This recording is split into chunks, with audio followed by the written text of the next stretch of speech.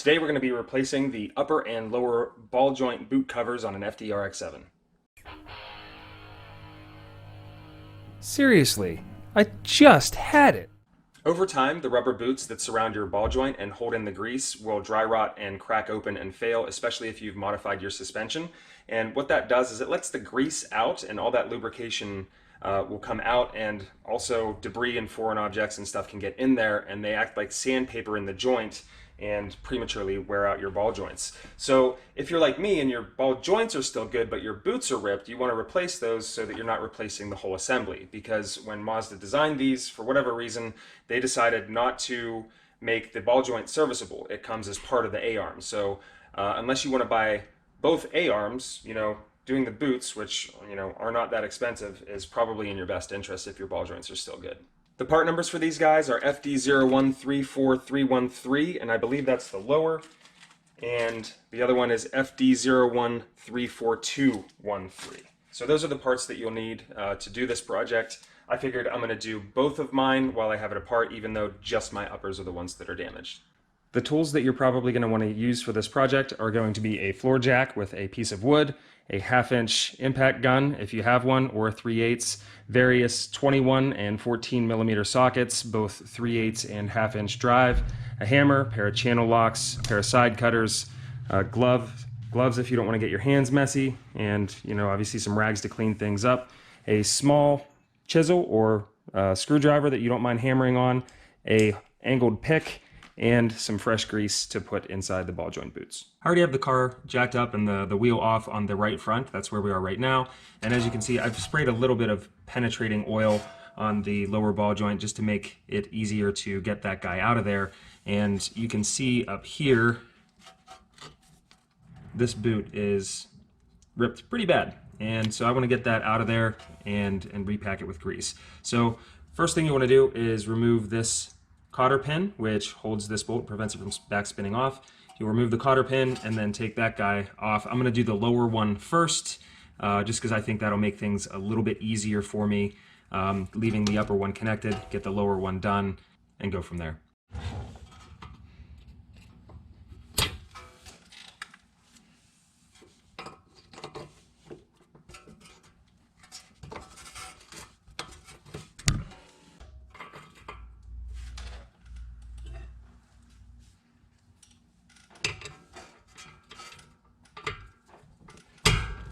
Next, using a 21 millimeter socket and an extension, I'm going to break this guy loose. You want to lock the steering wheel in order to do this because it will want to move. I had to move my GoPro to get that broken loose, but it should come off pretty easily once you break it loose, and especially if you have some penetrating oil sprayed on there.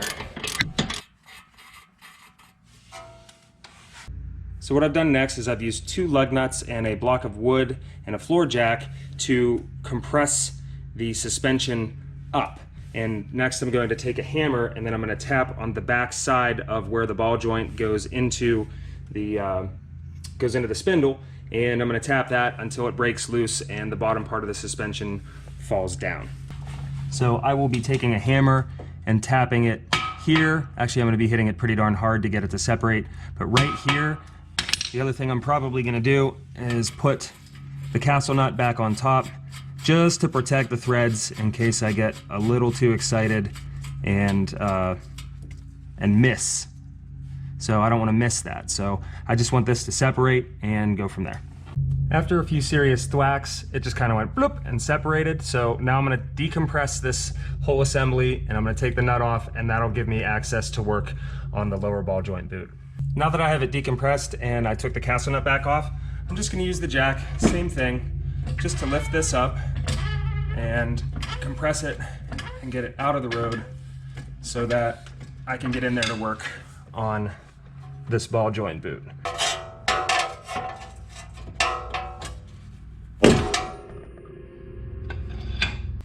And there we have it. I just used a pry bar and I pried up just on that one side just to get the taper to break loose. Now I can take this lower keeper off, pull the cover off, put the new one on, get the cover on, and then put it back together. Next, I'm going to take a hook, and then I'm going to hook the underside of this clip, which is basically a looped spring, and I will be pulling that off in order to get this boot the rest of the way off.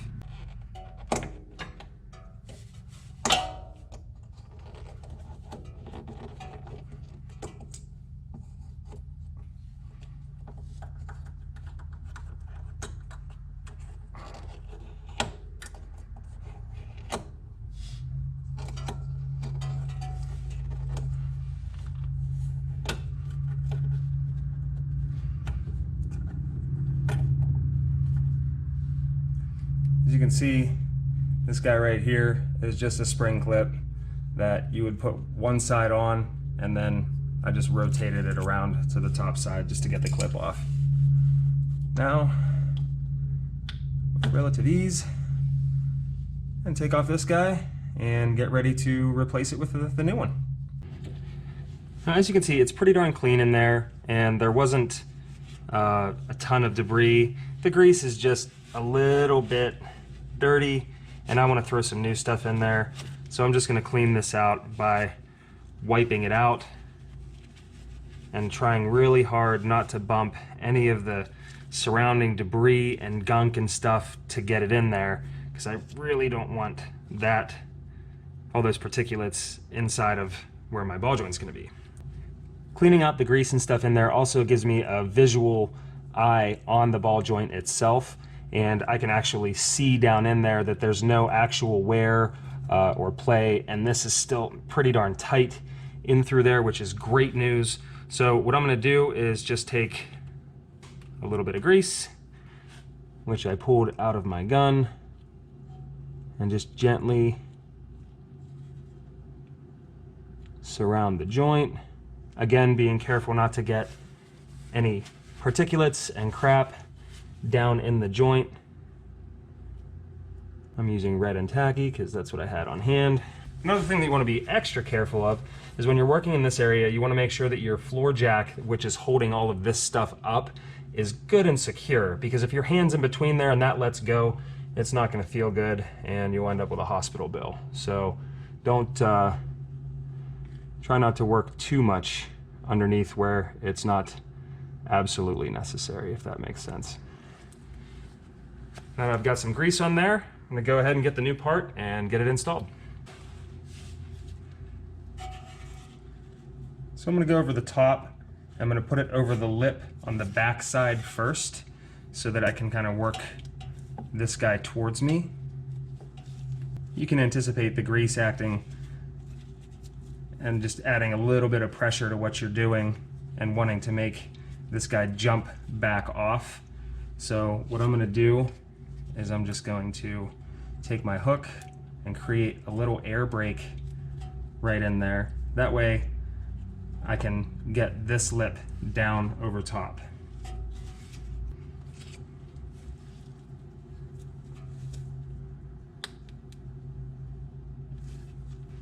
And with enough patience and curse words, you'll be able to twist, push, pull, and get this guy down to where you need it to be.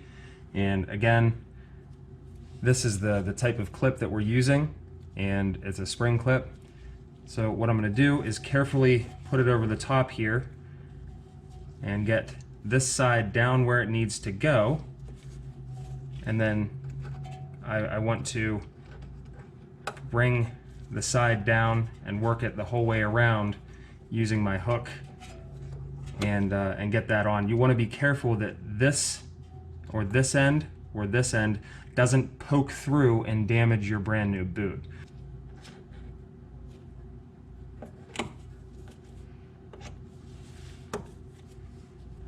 Okay, now that I have that guy on, I'm going to visually inspect the whole way around the sides here and make sure that I've got rubber, clip, rubber, and then I'm going to take my hook and I'm just going to push in there and create a little bit of an air brake in order to kind of squeeze some of the air out of there and just kind of burp it, and that way it'll hold this guy down just a wee bit, so that whenever I put this back together and this pushes down on the ball joint boot, it doesn't create excess pressure and make grease come out all over the place or have this pop off, and then we'll have to do all this all over again.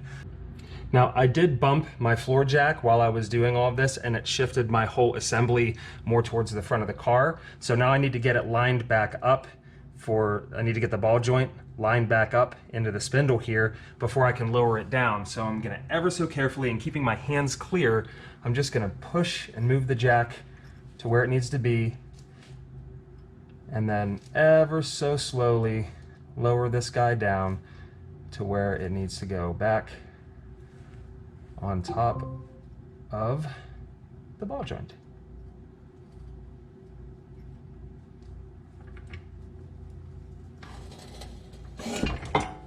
And I was really close.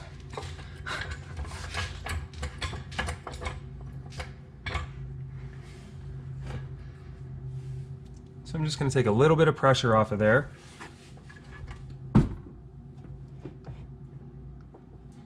Reline things up.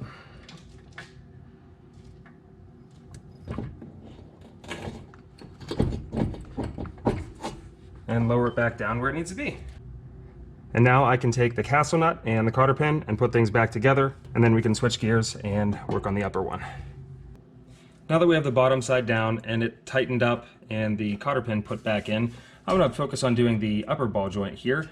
We're going to start by taking out this 14 millimeter. Now the way this works is this goes the whole way through, and it tightens down a split portion, and the bolt actually acts as a keeper for the upper ball joint. So you might need to take a chisel or a screwdriver once you get this 14 millimeter out and put it in between the two, and just using a hammer, a couple little love taps, just separate that portion that clamps around it in order to get it to separate.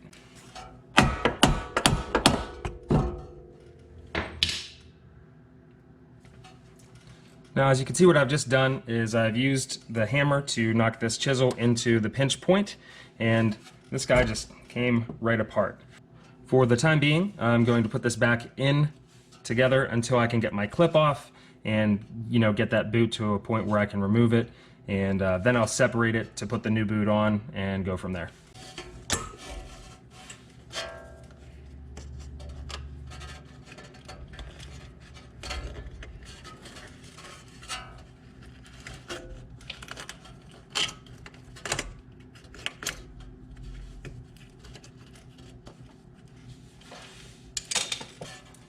Okay, now that I have my clip and stuff off, just gonna give that a little wiggle, get the clip out of there, get the boot out of there, and then I'm just gonna put that back down in just to kind of keep my spindle in place until I can get the new one prepped, cleaned up, and ready to be put on there. Now again, I'm just going the whole way around this guy, and I am kind of just packing a little bit of fresh grease into it. I'm going to wipe off the excess before I get the boot put on there, but you just want to have plenty of grease in there. Some fresh stuff is never going to hurt your situation whenever you're doing this. It does make it, having more grease in there does make it a little bit more difficult to get the boot on and the clip onto the boot, but you'd probably be further ahead having, you know, a little bit too much grease than not enough. So again, I'm just going to gently kind of wiggle that and get my upper ball joint boot, and we're probably going to run into the same thing. These are kind of a pain in the butt to get on, so if you've ever mounted a tire, my approach to this is I am pushing and twisting until it pops. Next, I'm going to take my clip, and I'm just going to put my clip down over top of the hole, get this guy lined back up so that my spindle doesn't go anywhere, and then I can worry about getting this clip up on the lip of the ball joint boot to hold it in place.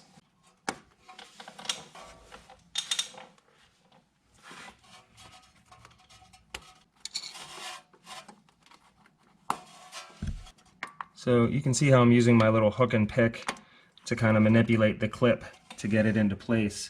Again, you want to give this a visual inspection the whole way around just to make sure that you've got rubber, clip, rubber, and which I do at this point, which is great.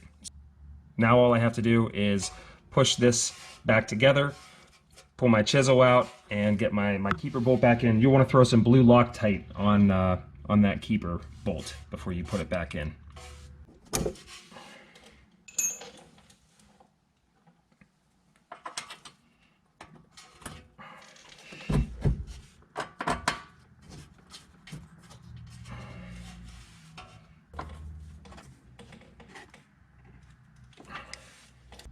All right, as you can see, new ball joint boots are installed and we should be good to go. I just need to do the other side and will be the end of this project. With the driver's side done on my car, I need to move on and do the passenger side, so I'm going to start in on that. Thank you so much for watching. Don't forget to like and subscribe so you don't miss out on future content, and we'll see you in the next one.